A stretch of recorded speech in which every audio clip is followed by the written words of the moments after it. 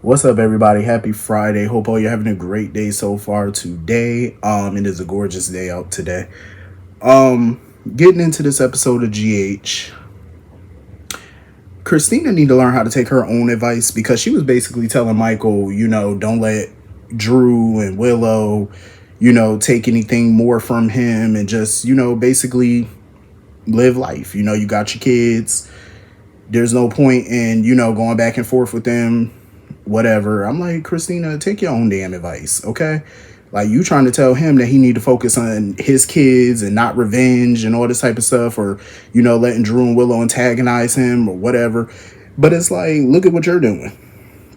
Like, look at what you're doing with Ava. How you gonna tell that man that he need to focus on his kids and his life, but you're not focusing on yours? You keep focusing on Ava though. Like, it's the right message, wrong ass person to be giving it, because she don't even follow her own advice. And Michael kind of got a feeling she was talking about herself, but she didn't want to get into that. Like, she didn't want to tell him all about what she got going on.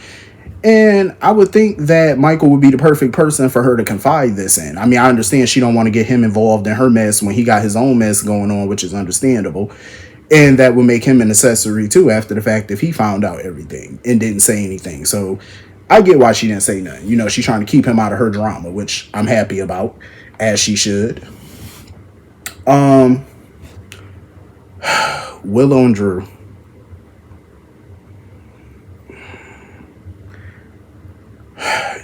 I had a slither of hope. A little slither, just a slither, that Willow was finally coming to her senses when she started to put it out there that Drew was pretty much the reason she lost custody, like her being with him. I said, "Oh, am I seeing a little slither of some common sense coming back?" Just that fast, it went away. I was like, "Girl, you can't get she can't keep no common sense to save her life. Just when you think she finally seeing the light, she goes back to the dark." Willow, Lord have mercy. Come to the light, baby. Come on to the light. I just see her as a lost cause at this point. Like, she is just so far up this man's caboose. It just don't make no sense. Like, you just got your head shoved up that derriere, up his posterior. Like, man, come back to earth. Okay? Like, he's sitting here pressuring you to marry him so you can get some custody of your kids. And just for a second, she was talking with some sense, because she was like, how is me marrying you gonna get these kids back? Like, how? You know what I'm saying? Like, when you're the reason she lost them in the first fucking place, because all your little grandstanding and your BS. And it's so funny because Drew was like, "Oh, you sure you want to get married? Because I don't want to pressure you." Sir, you've been pressuring her this whole damn episode to marry you. And you even had Martin come his ass over there to put more pressure on, talking about all the good reasons why this marriage could get her the kids back. And we all know Martin don't care. Martin just after a check. That's what listen, as long as that check clear, Martin don't give a damn. He'll tell anybody anything. That man will sell ice to a polar bear. He don't care. As long as the money green. Willow is just dumb. Like, her telling, Nina that by the time the custody hearing comes around, not the custody hearing, but the visitation hearing comes around, her and Drew will be married. So she feels like that'll look good for her at the visitation hearing, because now Drew's reputation is pretty much getting better in the community. Since Tracy's arrest, people are starting to see him as a victim now. So it's going to help her out more so in the court if they get married. And my thing is, if they do get married, who the hell going to be at the wedding? Nobody in that town likes them, so the only people I can think of that's probably going to be there, hell, I don't even think Scout going to be there. Drew seemed to have forgotten all about that little girl. Who going to be there? Just the Justice of the Peace and Nina? That's about it? Like, come on now. That's pathetic. And Willow thinks she's slick because she wanted Nina to meet her at the Metro Court pool just in the hopes that she'll run into the kids and Michael. Well, mostly the kids, but because Michael was gonna be there. But anywho, Nina had to remind her. She was like, "Listen, you ain't supposed to see the kids right now, and if you do, purposefully bump into them, you just gonna piss the judge off more, and it's gonna mess you up more. So you just need to adhere to the court's ruling." because she had found Wiley's shirt, and Nina was like, that's not his shirt. She was like, yes, it is his shirt. Like, that's his favorite shirt. So of course it is his shirt, because he forgot it, and Christina came back to get it, and let Willow know how his swim lesson went and whatnot. Willow just continues to get dumber and dumber.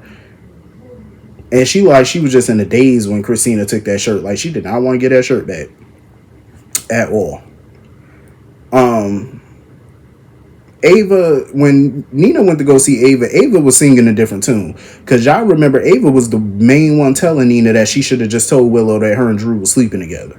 You know what I'm saying? But now Ava's changed her tune, and she feels like now is not the time for Nina to tell Willow the truth about her and Drew, because she feels like if she tells her, it's going to alienate Willow even more. Willow's going to believe Drew, and, Nina's going to lose her.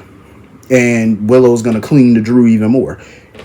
I get where Ava coming from, but at this point in time, she can't cling no further to that man than she already does.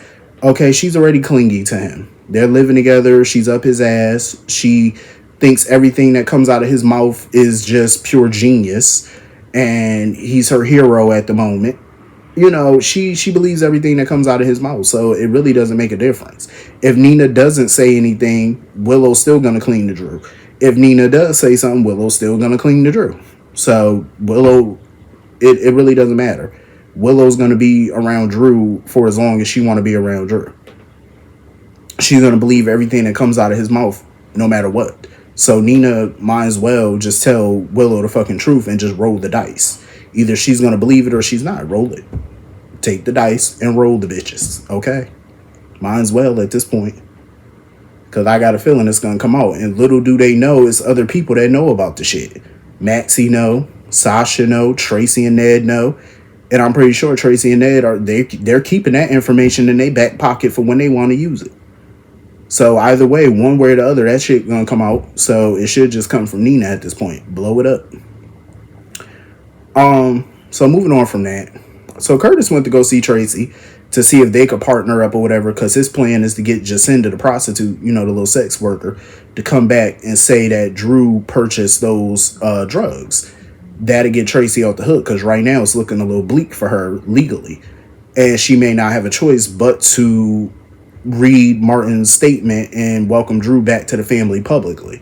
She may not have a choice in order for him to drop the charges. But this is a partnership I never thought I needed to see. Like, think about it. Michael, Curtis, and Tracy all on one team versus Drew. That could be a hell of a dynamic, because Michael is all for teaming up with people to take Drew ass out. So Tracy all for it. Like, she's ready to just, read the statement, which she feels like Martin's statement is, poorly written. Tracy is funny. But yeah, she gonna go along with it for now, because with people like Drew, you got to make them think they're in the driver's seat. You got to make them think they won, because he's gonna get cocky. He's gonna make mistakes because he's cocky. He thinks he has everybody back where he wants them, which is under control. He's trying to get everything back under control, and he's gonna start feeling himself. So let him, and then you get the upper hand on his punk ass. Take him out. So Trina, she was looking good in that black dress. Let me say, when she went to go see Ava, Trina was looking bad as fuck. And I get it, Trina's not trying to tell Kai what to do, but it just annoys her that he sees Drew as the way Willow kind of sees him, as a hero, as a good guy, a mentor, all these things. She can't stand it, but she's not trying to tell, Kai what to do, whether or not to take the internship. She wants that to be his decision. But Kai didn't want to take it because he didn't want to move to DC. He wanted to graduate from PCU. And of course, Drew sweetened the pot for him. Drew was like, listen, you can still do the internship because you would only have to come to DC a few times a year, but you could stay in Port Charles majority of that time and represent me here while I'm in DC. And of course, Kai's going to take the job now. I'm like, Kai, you idiot. Kai is one of them people, he going to have to learn the hard way. Like, he really is. He's going to have to learn the hard way, because nothing anybody says, he's that type of person, he has to see it to believe it. He's not going to believe other people's opinions of Drew, because that's not the Drew that he sees. You know what I'm saying? The negative factor surrounding Drew, he doesn't see that part of him that everybody else is talking about. He hasn't seen that for himself. So he's not inclined to believe it. But I think once he starts seeing what everybody's been talking about, then he gonna be like, but I just hope that he doesn't realize it too late. You know what I'm saying? Before the damage is done. I feel like they're gonna see Drew's true colors. Like Drew, he's good about putting on his face this mask, hiding who he really is. He's good about doing that because he's doing it to people who are very naive. But people who actually know better, they not falling for the shit no more. But Drew just, he gonna get his, and Kai need to learn. Unfortunately, he may have to learn the hard way. So anyway, moving on from that. Geo and Emma scenes were cute. I loved it. Her finding that lost dog and stuff like that, them chasing after it, that shit was cute. I love their little flirtation. But when she was talking about keeping that dog, talking about, I'm gonna call the dog Outback. What is up with these names? First, we got this bar on the show called The Brown Dog. Lord, The Brown Dog. You got The Brown Dog. Then you got this little ex-crackhead Sasha naming her baby Daisy. Y'all know I can't stand that name. I don't like it. Calling this child Daisy. Ugh. And now you want to call a dog Outback.